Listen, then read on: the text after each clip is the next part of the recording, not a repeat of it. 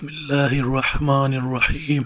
دوسری صدی کی اصلاحی کوشش اور حضرت حسن بصری رحمۃ اللہ علیہ امت میں اخلاقی انحطاط اور ایمانی ضعف۔ حضرت عمر بن عبدالعزیز رضی اللہ تعالیٰ عنہ کی وفات کے بعد حکومت کا دھارا اسی طرح بہنے لگا جیسا کہ ان سے پہلے بہتا تھا۔ جاہلیت نے اپنے پنجے مضبوطی کے ساتھ گاڑ لیے۔ ان کے جانشین نے، جس کو سلیمان ان کے بعد خلیفہ بنا گیا تھا، اور اس کے جانشینوں نے اس ناپسندیدہ وقفے کی تلافی کی پوری کوشش کی اور حکومت کو اسی چول پر لے آئے جس پر وہ سلیمان کے زمانے تک تھی۔ اب صورتحال یہ تھی کہ شخص و موروثی حکومت کے تسلسل اور دولت و کامیابی کی فراوانی سے اسلامی معاشرے میں نفاق کے جراثیم اور معترفین سابقین گزشتہ امتوں کے دولت مندوں اور عیش پسندوں کے اخلاق و اعمال پیدا ہونے شروع ہو گئے۔ سوسائٹی میں تعائش کا عمومی رجحان پیدا ہو گیا۔ ایمان و عمل صالح کی زندگی جو اس امت کا قیمتی سرمایہ، اس کی قوت کا راز اور نبوت کا ایک بیس قیمت ترکہ تھا، اس وقت خطرے میں تھی۔ اندیشہ تھا کہ امت اخلاقی حیثیت سے دیوالیہ اور روحانی حیثیت سے کھوکھلی نہ ہو جائے۔ قلوب میں سردی و افسردگی، ایمان میں کمزوری اور تعلق باللہ میں اضمحلال بڑی شدت و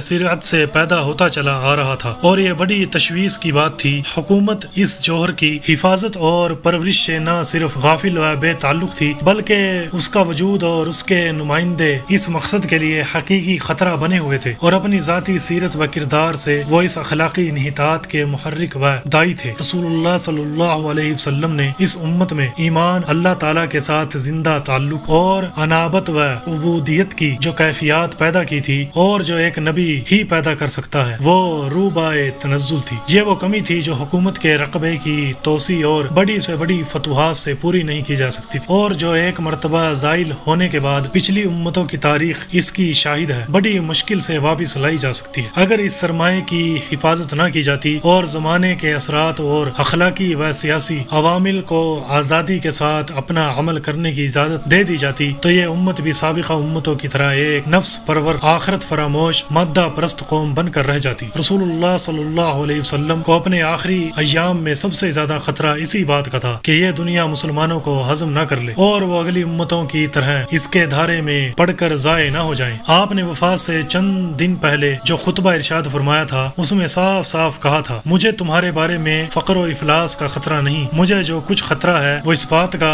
کہ دنیا کی تم پر ایسی کشاکش و فراخی ہو جیسی تم سے پہلے لوگوں پر ہوئی تھی، اور تم بھی اس میں ایک دوسرے سے مقابلہ شروع کر دو، اور تم کو بھی وہ اسی طرح ہلاک کر دے جیسے اگلوں کو ہلاک کیا۔ یہ خطرہ جس کا زبان نبوت نے اظہار کیا تھا جلد پیش آ گیا، لیکن اس خطرے کا مقابلہ کرنے کے لیے اللہ کے کچھ مخلص اور سرفروش بندے میدان میں آئے، جنہوں نے اپنی قوت ایمانی، سوز دروں، صحبت و تربیت، واعظ و نصیحت اور دعوت و تلقین سے لاکھوں آدمیوں کو مادیت کے اس طوفان میں تنکے کی طرح بہنے سے بچایا، اور خود اس سیلاب کی رفتار کو سست کر دیا۔ انہوں نے امت کے ایمانی و روحانی تسلسل کو قائم رکھا، جو اس کے نسلی و سیاسی تسلسل سے زیادہ ضروری تھا، اور اس کی زندگی میں وہ خلا نہیں آنے دیا جس میں محض ایک بے سیرت، بے روح اور بے یقین قوم بن کر رہ جائے۔ اس فتنے کا مقابلہ کرنے کے لیے فضلہ و تابعین کی ایک جماعت تھی، جن میں سعید بن جبیر رحمۃ اللہ علیہ، محمد بن سیرین رحمۃ اللہ علیہ اور شعبی رحمۃ اللہ علیہ خاص طور سے ممتاز تھے۔ لیکن اس خطرے کے اصل حریف اور ایمانی دعوت کے علمبردار حضرت حسن بصری رحمۃ اللہ علیہ ہیں، جو 21 ہجری میں پیدا ہوئے۔ ان کے والد یسار مشہور صحابی حضرت زید بن ثابت رضی اللہ تعالیٰ عنہ کے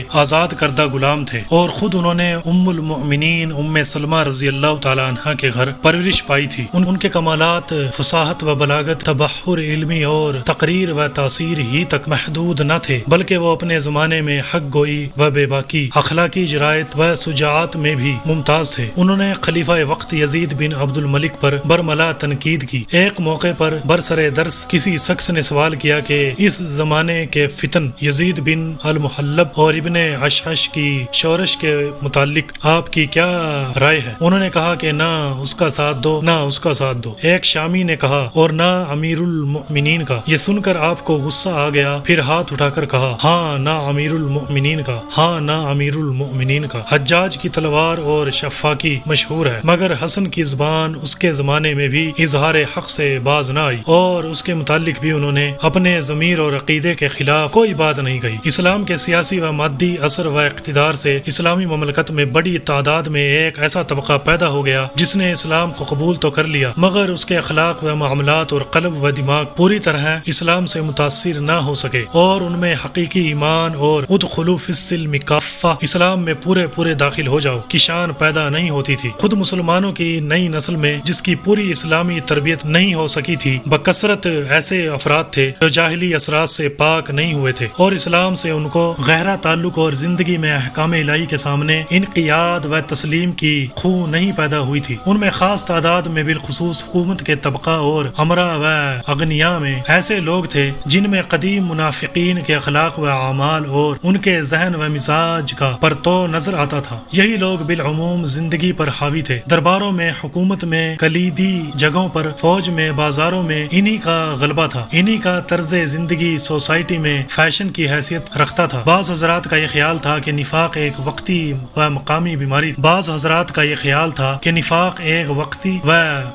بیماری تھی جو عہد رسالت میں مدینہ طیبہ کے مخصوص حالات کی بنا پر پیدا ہو گئی تھی۔ اسلام کے غلبہ اور کفر کی مغلوبیت کے بعد وہ ختم ہو گئی، اس لیے کہ دو قوتوں کی کشمکش جاتی رہی اور صرف اسلام باقی رہ گیا۔ اس لیے قدرتی طور پر جو ان دونوں کے درمیان متردد و مذبذب رہے اور کسی ایک کا وفادار اور مخلص رفیق نہ بن سکے، اب یا تو کھلا ہوا کفر ہے یا اعلانیہ اسلام، ان دونوں کے درمیان تذبذب کی کوئی وجہ نہیں۔ تفسیر و تاریخ میں اس خیال کے اثرات ملتے ہیں۔ ان حضرات نے اس حقیقت کو نظر انداز کر دیا تھا کہ نفاق فطرت انسانی کی ایک کمزوری اور بیماری ہے جو اسی کی طرح پرانی اور عام ہے۔ اس بیماری کے پیدا ہونے کے لیے بالکل ضروری نہیں ہے کہ اسلام و کفر کی دو طاقتیں میدان میں ضرور ہوں اور ان میں کشمکش جاری ہو۔ خالص اسلام کے غلبہ اور اقتدار کی حالت میں بھی ایک ایسا گروہ پیدا ہو جاتا ہے جو کسی وجہ سے اسلام کو ہضم نہیں کر پاتا اور وہ اس کے دل و دماغ میں غر نہیں کر سکتا، لیکن اس میں اتنی اخلاقی جرأت نہیں ہوتی کہ وہ اس کا انکار اور اس سے اپنی بے تعلقی کا اظہار کرے، اس لیے وہ ساری عمر اس دو عملی اور تذبذب کی حالت میں رہتا ہے۔ اس کی نفسی کیفیات، اس کے اعمال و اخلاق، اس کی اخلاقی کمزوری، اس کی مصالحت شناسی، موقع پرستی، زندگی سے لطف اندوزی کا جذبہ، دنیاوی انہماک، آخرت فراموشی، اہل اقتدار کے سامنے روبہ مزاجی اور کمزوروں اور غریبوں پر دست درازی، منافقین اولین کی یاد تازہ کرتی ہے۔ وما علینا الا البلاغ المبین۔